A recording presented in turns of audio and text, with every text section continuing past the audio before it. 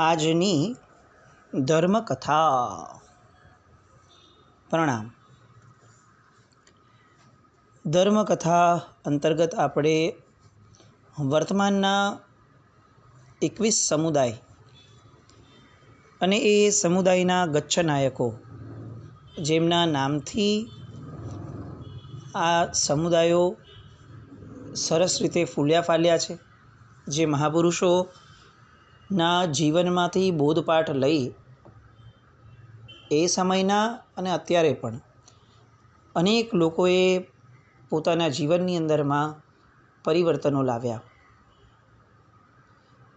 જે મહાપુરુષોના પ્રેરણા બળથી કેટલાય લોકોના જીવનની અંદરમાં ધર્મના બીજ વવાયા અને જીવનના પાઠ જેમણે શીખવાડ્યા એવા ગુરુ ભગવંતો. પરંપરાઓ ખૂબ મહત્ત્વની છે. જ્યાં પરંપરાનું જ્ઞાન નથી ત્યાં કેટલીક વસ્તુઓમાં પરિવર્તન એ ભયજનક બની જાય. અત્યારના આપણા જીવન એવા રહ્યા કે આપણે ત્યાં ન્યુક્લિયર ફેમિલી થવામાં બહુ જ ધડાધડી થવા લાગી. છેલ્લા 20-25 વર્ષમાં ટ્રેન્ડ એકદમ બદલાયો અને ફેમિલી ન્યુક્લિયર થવા લાગ્યા. પણ આપણા કુટુંબમાં આટલા વર્ષોથી આ ક્યારે થયું નથી, બાપ દાદાની પેઢીઓમાં. તો આપણે પણ ભલે અલગ રહ્યા ઘરથી, આપણે પરંપરાને તોડવી ન જોઈએ એવો જે ભાવ છે, એ ભાવ અત્યારે આપણા લોકોમાં, આ જનરેશનમાં ન રહ્યો. કેટલાય ઘરો એવા હશે કે જે ઘરોની અંદરમાં વર્ષોથી કંદમૂળ નહીં ખવાયા હોય, બાપ દાદાની કેટલીય પેઢીઓથી ઘરમાં કંદમૂળ નહીં આવ્યું હોય, પણ આજે આ ન્યુક્લિયર ફેમિલીના રવાડામાં એ ઘરોની અંદરમાં કંદમૂળ બનવાનું શરૂ થઈ ગયું. કારણ કે ત્યાં પરંપરાનું જ્ઞાન નહીં અને જ્ઞાન ન હોવાના કારણે પરંપરાનું ગૌરવ પણ નહીં. સંસારના ક્ષેત્રમાં તો જે બને છે એને રોકવું આવશ્યક છે, પરંતુ એના કરતાં વધુ ભયજનક એ છે કે ધર્મના ક્ષેત્રમાં એ ન થવું જોઈએ. અને એટલે જ પરંપરાનું જ્ઞાન હોવું બહુ આવશ્યક છે. આપણે બધા તે પરંપરાઓને જમાનાના નામે એકદમથી બદલાવી દઈએ એ ઉચિત નથી. આવી જ પરંપરાના એક નવા ગુરુ ભગવંતનું ચરિત્ર આજથી શરૂ કરીએ. અલબત્ત આ ગુરુ ભગવંતના ચરિત્ર માટે બહુ વિશેષ નોંધ ક્યાંય બહુ મળતી નથી. એમની માટે કોઈ પુસ્તકો બહુ લખાયા હોય અથવા એમના ચરિત્રને બહુ જ મોટી રીતે વર્ણવાયું હોય એવું બહુ પ્રચલિત નથી. પરંતુ એમનું નામ એટલું બધું પ્રચલિત છે કે કદાચ કોઈ આરાધક જીવ એવા નહીં હોય કે જેમણે એમના જીવનની અંદરમાં એમનું નામ નહીં લીધું હોય. આપણે બધા જ એમના જીવનમાં એમણે જે સત્કાર્યો કર્યા એની યશોગાથાઓ આજે પણ આપણે આપણા જીવનમાં ગાઈએ છીએ અને એમણે વાવેલા બીજને આજે મીઠા ફળ રૂપે આપણે બધા ચાખીએ પણ છીએ. વર્ધમાન સ્વામી ભગવાનની 56મી પાટે શ્રી આનંદ વિમલ સુરીશ્વરજી મહારાજા થયા. આ આનંદ વિમલ સુરીશ્વરજી મહારાજાના 2 મુખ્ય શિષ્યો થયા, શ્રી દાનસુરી મહારાજ અને પન્યાસ હર્ષ વિમલ વિજયજી મહારાજ. આ દાનસુરી મહારાજ એટલે જગતગુરુ હીર વિજયજી મહારાજ સાહેબ, હીર વિજયસુરી મહારાજ સાહેબના ગુરુ ભગવાન. બીજા જે પન્યાસ હર્ષ વિમલ વિજયજી મહારાજ સાહેબ હતા મુખ્ય શિષ્ય તરીકે, એમની પરંપરામાં ત્યારબાદ પછીથી પન્યાસ જય વિમલ વિજયજી મહારાજ સાહેબ પધાર્યા. એ જય વિમલ વિજયજી મહારાજ સાહેબ પછીથી પન્યાસ કીર્તિ વિમલ વિજયજી મહારાજ સાહેબ થયા. એ પછીથી પન્યાસ વિનય વિમલજી વિજયજી મહારાજ સાહેબ થયા. અને આ વિનય વિમલ વિજયજી મહારાજ સાહેબ પછીથી એમના શિષ્ય તરીકે ખૂબ પ્રભાવક એવા પન્યાસ ધીર વિમલ ગણીજી થયા. આ આખી પરંપરા જે થઈ, પૂજ્ય આનંદ વિમલસુરી મહારાજ સાહેબની પરંપરામાં પન્યાસ હર્ષ વિમલ વિજયજી મહારાજ સાહેબથી લઈ પન્યાસ ધીર વિમલ વિજયજી ઘણીવર્ય સુધી એક પણ ગુરુ ભગવંતોએ આચાર્ય પદવી લીધી નહીં. આ બાજુ દાનસુરી મહારાજ સાહેબ જેમના બીજા શિષ્ય હતા, જેમના શિષ્ય પૂજ્ય હીર વિજયસુરી મહારાજ સાહેબ થયા, એ પછીથી પરંપરા ચાલી. એમાં વિજય સેનસુરી મહારાજ, વિજય દેવસુરી મહારાજ, વિજય સિંહસુરી મહારાજ, અને પછીથી એ પરંપરામાં પણ આચાર્ય પદવી ન થઈ એટલે સત્ય વિજયજી મહારાજ, કપૂર વિજયજી મહારાજ, ક્ષમા વિજયજી મહારાજ, જીન વિજયજી મહારાજ, ઉત્તમ વિજયજી મહારાજ અને પદ્મ વિજયજી મહારાજ સાહેબ, અને પછી રૂપ વિજયજી મહારાજ થયા. એ આખો જે ગાળો હતો ને, એ ગાળાની અંદરમાં યતિવર્યો ચૈત્યવાસીનું જોર બહુ જ વ્યવસ્થિત રહ્યું. પરમાત્માના શાસનની અંદરમાં, શ્રમણ ભગવંતોના આચારોની અંદરમાં ઘણી બધી સ્ખલનાઓ આવી. શિથિલાચારનું જોર અતિશય વ્યાપ્ત થવા લાગ્યું. કેટલીક આચાર સંપન્નતા એ ધીરે ધીરે ધીરે ધીરે પોતાની ગ્રીપ જે હતી શાસનમાં એ ગુમાવતી ગઈ. શ્રમણ સંસ્થામાં જેમ થયું, શ્રાવક સંસ્થામાં તો કદાચ એનાથી નબળું થયું. હીર વિજયસુરી મહારાજ સાહેબ સુધી જે વર્ગ સતત અને સતત પરમાત્માના શાસનની વાતો અને સંવિઘ્ન ગુરુ ભગવંતોનો પરમ ભક્ત રહ્યો હતો, એ ધીરે ધીરે ધીરે પોતાની વ્યક્તિગત લાલસાઓ અને કેટલાક ચમત્કારોના મોહની અંદરમાં અન્ય મુનિ ભગવંતો, યતિવર્યો છે, એ બધા તરફ વળવાનો શરૂ થયો. કેટલીક એમની પરંપરાઓ પુષ્ટ થઈ, અને એ પુષ્ટ થઈ એની સાથે સાથે આપણી પરંપરાઓ થોડી થોડી શિથિલ થઈ. કેટલાક વખત સુધી કેટલાક ગુરુ ભગવંતોએ શ્રાવકોના દુર્લક્ષને હોવા છતાં પોતાની આચાર સંપન્નતાની પકડને બહુ જ ગ્રીપ સાથે પકડીને રાખી, પરંતુ ક્યાંક ક્યાંક અહીંયા પણ સત્વ ઘટવાનું શરૂ થયું. અને લોક જે કરે એ રીતના ફ્લોમાં વડીલ ગુરુ ભગવંતોમાં પણ કેટલાક પરિવર્તનો આવવા લાગ્યા, આચારોથી શિથિલ થવા લાગ્યા. અને એ એટલા બધા મોટા પ્રમાણમાં વ્યાપ્ત થવા લાગી કે ક્રિયા ઉદ્ધાર જે છે એ કર્યા વિના કોઈ શક્યતા જ ન લાગી કે હવે આપણે ફરીથી પરમાત્માના સંવિઘ્ન માર્ગને પુનઃસ્થાપિત કરી શકશું. એટલે આ બાજુ સત્યવિજયજી મહારાજ સાહેબથી લઈ અને જે પરંપરા થઈ સિંહસુરી મહારાજ સાહેબ પછીથી, એમણે પણ ઘણી બધી વાર ક્રિયા ઉદ્ધારના પ્રયત્નો કર્યા. આ બાજુ પન્યાસ હર્ષ વિમલ વિજયજી મહારાજ સાહેબ પછીથી શેખ વિનય વિમલ વિજયજી મહારાજ સાહેબ અને ધીર વિમલ ગણી વિજયજી પધાર્યા, ત્યારે એમને પણ એમ થયું કે આ બધી આચાર વિહીનતા એ શાસનને કયું ભવિષ્ય આપશે, લોકોનો સાથ સહકાર પણ નહીં, અને એના કારણે ક્રિયા ઉદ્ધાર કરવામાં એમને બળ પણ ન મળે. કરે કોના બેઝ ઉપર? શિષ્યોમાં પણ શિથિલતા વ્યાપ્ત હતી. એના કરતાં વધારે કદાચ એમ કહી શકાય કે શિષ્યોને પણ શિથિલતા ફાવી ગયેલી, શ્રાવકો શ્રાવિકાઓને તો ફાવી જ ગયેલી ઘણા બધા મોટા અંશે. એવા કાળની અંદરમાં આપણે જે અત્યારે હવે જે મહાપુરુષનું ચરિત્ર લેવાનું છે, આ એની પૂર્વ ભૂમિકા હતી કે આપણને ખ્યાલ આવે કે કેવા કાળની અંદર આ ગુરુ ભગવંતનો જન્મ થયો હતો, અને એમનું જે પરાક્રમ હતું, એમણે કેવી કર્મભૂમિમાં પોતાનું પરાક્રમ કર્યું, એનું આ આપણે પૂર્વ ભૂમિકાનું અવલોકન કર્યું. હવે વિક્રમ સંવત 18મો સૈકો, ભીનમાલ નગર.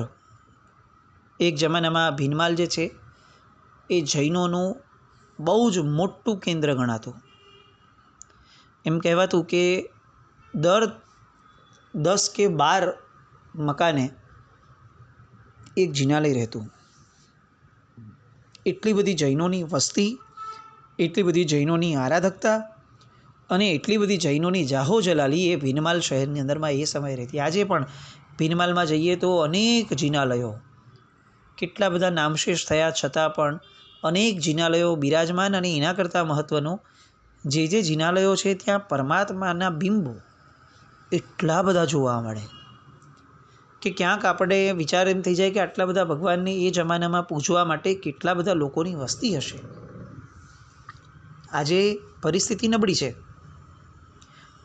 પૂજવાવાળા લોકો બહુ જ ઓછા અને ભગવાન ઘણા બધા, અને એના કારણે ખાસ્સા એવા ભગવાન અપૂજ રહે એ સ્થિતિમાં પણ છે. શહેરીકરણની આપણી આ વ્યવસ્થા તંત્ર એણે એક આખી જે ધર્મ વ્યવસ્થાનો દાટ પાડ્યો છે. ઔદ્યોગિકરણ, શહેરીકરણ, જે નામ આપો, વિકાસ, આ બધા શબ્દોએ આખીને આખી ધર્મ વ્યવસ્થા, બધા જ ધર્મની કોઈ બી હોય, એનો વિનાશ નોતર્યો છે. ગામડાઓ ખતમ થવા લાગ્યા, ગામડાઓની કિંમતો ખતમ થવા લાગી, ગામડાઓથી હિજરત કરી અને લોકો શહેરમાં જવા લાગ્યા. ભગવાન ત્યાંના ત્યાં જ રહ્યા. પરંપરાઓ બધી બદલાતી ગઈ અને આખીને આખી પેઢી બગડતી ગઈ. એવા ભીનમાલ નગર 18મા સૈકાનું, એમાં વિશા ઓશવાલ વંશ અને વાસવ નામનું ગોત્ર.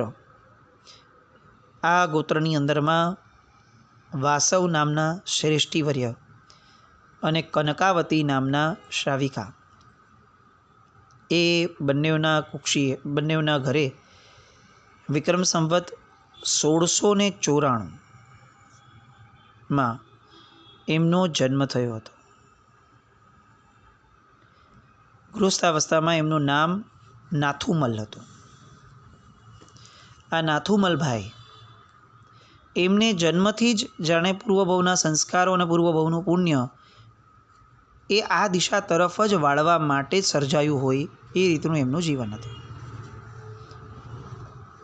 માતા પિતાને પણ આ પુત્ર પ્રત્યે રાગ ઘણો, પણ એ લોકો પણ સમજી શકતા હતા કે આ પુત્રના જીવનમાં કંઈક એવું ચાલી રહ્યું છે કે જેના કારણે એનો ઝોક જે છે એ સામાન્ય બાળકો કરતાં બહુ અલગ જ છે.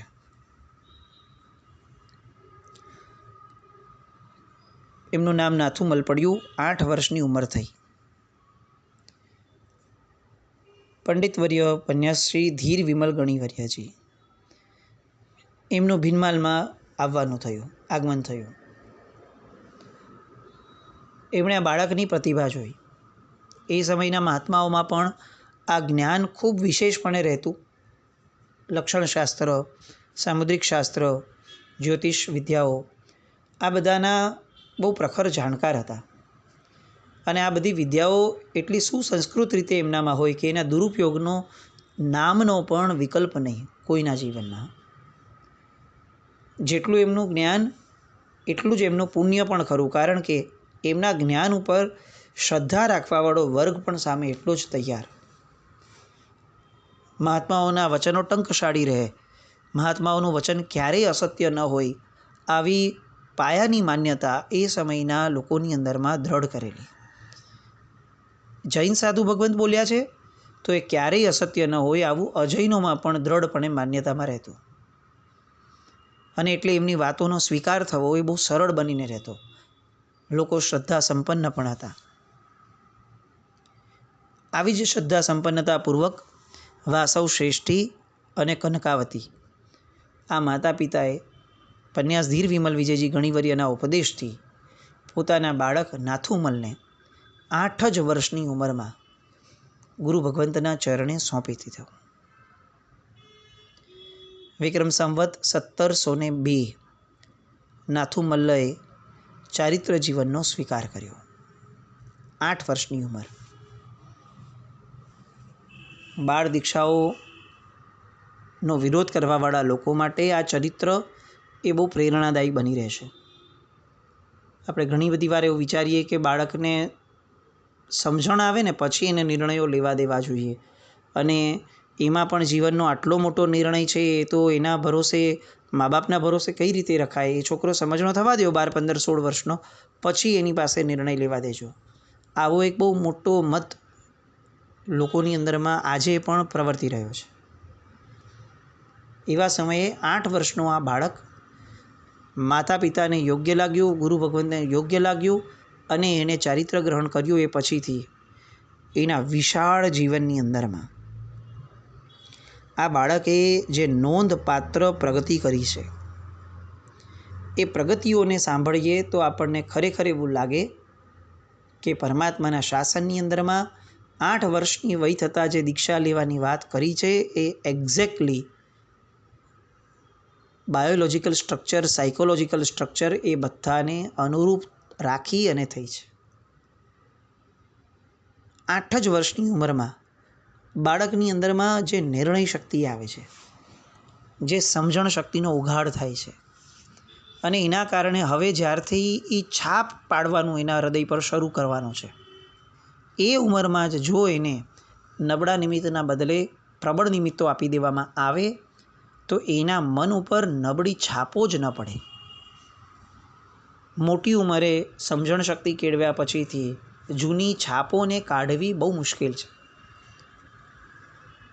એ આખો ને આખો યુટર્ન લેવડાવવો એના કરતાં એને નબળો માર્ગ જ ન આપવો, સીધા સબળા માર્ગે જ એને ચલાવવો એ ઉત્તમ માર્ગ છે. અને એ જ ન્યાયે 8 વર્ષની ઉંમરમાં 1702 વિક્રમ સંવતમાં નાથુમલ્લએ ચારિત્ર જીવનનો સ્વીકાર કર્યો અને એમનું નામ પડ્યું મુનિશ્રી નઈ વિમલજી મહારાજ. આ નઈ વિમલજી મહારાજ સાહેબ એમણે જેમની પાસે દીક્ષા લીધી એ સમયના તપાગચ્છ મંડળ, ગુણોના ભંડાર, મહાવૈરાગી અને શુદ્ધ ક્રિયાવંત એવા ગુરુ ભગવંત ગણાતા હતા.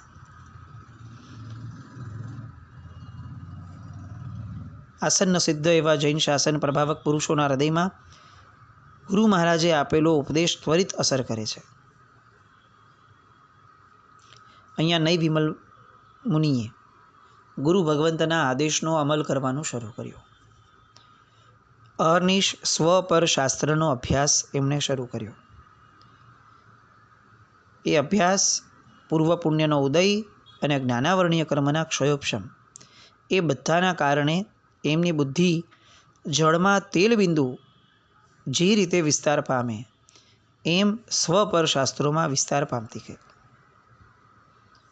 તેઓ શ્રીએ તેમના વિદ્યાગુરુ શ્રી અમૃત વિમલ ગણી કવિરાજ, શ્રી મેરુ વિમલ ગણી કવિરાજ પાસે અભ્યાસ કર્યો. કાવ્ય, તર્ક, ન્યાયશાસ્ત્ર આદિ સર્વશાસ્ત્રોની અંદરમાં એમણે એક વિશેષ પ્રકારની નિપુણતા પ્રાપ્ત કરી. એમના જીવનની અંદરમાં જ્ઞાનની ધૂણી એવી દખાયેલી હતી. એક તો 8 વર્ષની ઉંમર એટલે બાળ સહજ કેટલીક પ્રવૃત્તિઓ જીવનમાં આવવાની જ, પણ એની સાથે સાથે મેઘાશક્તિનો પરમ ઉદય જે ઉંમરમાં હોય એ ઉંમરની અંદરમાં એમને શાસ્ત્રો મળ્યા. અને એટલે એ શાસ્ત્રો જે રીતે એમના હૃદયમાં અને મગજમાં અંકિત થવા લાગ્યા, એ સ્મૃતિપટ ઉપર એવા બધા અંકિત થયા કે એ જિંદગીના છેલ્લા શ્વાસ સુધી એ ક્યારેય પણ વિસ્મૃતિમાં ના આવ્યા. કારણ કે એ ઉંમરમાં આ જ્ઞાન મેળવ્યું હતું કે જે ઉંમરમાં મેઘાશક્તિનો પરમ ઉદય હોય છે. આપણે અત્યારે બાળકોને સ્કૂલની અંદરમાં જે ઉંમરમાં શિક્ષણ આપીએ છીએ, 8 વર્ષની પહેલાં કોઈ પણ પ્રકારના શિક્ષણ આપવાની આપણે ત્યાં ના છે. કોઈ પણ પ્રકારનું નહીં. 8 વર્ષ પહેલાંની ઉંમર એ ફક્ત જિજ્ઞાસા વૃત્તિને પોષવાની ઉંમર છે. જેમાં બાળક બધું જ જુએ, અવલોકન કરે, પ્રશ્નો કરે, એના પ્રશ્નોના જવાબ આપવાના, અને પ્રશ્નો થવા જ જોઈએ બાળકને, થાય જ, એની ઉંમર જ એવી હોય એટલે. અને 8 વર્ષ સુધી આ બધા પ્રશ્નોના યોગ્ય જવાબો મેળવી એ સ્ટોરેજમાં આવે. 8 વર્ષની ઉંમરે એ જે એણે જોયું, સાંભળ્યું અને સમજ્યું છે એ બધું હવે એક્ઝિક્યુટ થવાના આરે આવે. ત્યારે જો એને શિક્ષણ અપાય તો એ શિક્ષણ બહુ સુસંસ્કૃત રીતે એના હૃદય પર, એના જીવનમાં અને એની જીવનશૈલીમાં વણાઈ જાય. એટલે 8 વર્ષ પહેલાં કોઈ પણ પ્રકારનું શિક્ષણ નહીં, એનું નેચરલ જીવન, અને 8 વર્ષથી એને શિક્ષણ. આપણા પરમાત્માથી માંડીને રાજા મહારાજાઓ આ બધાની જે ગુરુકુલ પરંપરા હતી એ બધી પરંપરા એક્ઝેક્ટ આ. અહીંયા નઈ વિમલ વિજયજી ગણીવર્ય એમને પણ આ એક્ઝેક્ટ એ જ પ્રમાણેનું થયું. 8 વર્ષની ઉંમરથી જ શિક્ષણ શરૂ થયું. અને એટલે કોરી પાટી એકદમ સડસડાટ એ ગાડી ચાલવા લાગી. અને અનેક શાસ્ત્રો, ગ્રંથો, ન્યાય, તર્ક વગેરેમાં એમને એક્સપર્ટી મેળવવાની શરૂ કરી બહુ જ નાની ઉંમરમાં. 17 કે 18 વર્ષની ઉંમર થઈ ત્યાં સુધીમાં તો તેઓ ન્યાય અને પ્રકરણ ગ્રંથોના આધિપત્યવાળા થઈ ગયા. ભલભલાની સાથે તર્ક કરી, વાદ કરી અને એને હરાવી શકે એટલી પ્રબળ શક્તિઓ એ એમનામાં પ્રગટવા લાગી. આ પ્રગટ થયેલી શક્તિઓ એના દ્વારા એમના જીવનની અંદરમાં કયા કયા પરિવર્તનો આવ્યા અને કયા કયા શાસનના કાર્યો થયા અને એવા કયા કાર્યો થયા કે જેના કારણે આજે પણ આપણા સૌના જીવનના અભિન્ન અંગ તરીકે આ ગુરુ ભગવંત રહ્યા છે. એ બધી વાતો આવતીકાલ પર રાખીએ. જીન આજ્ઞા વિરુદ્ધ કંઈ પણ બોલાયું હોય તો મિચ્છામિ દુક્કડમ જૈનમ જયતિ શાસનમ.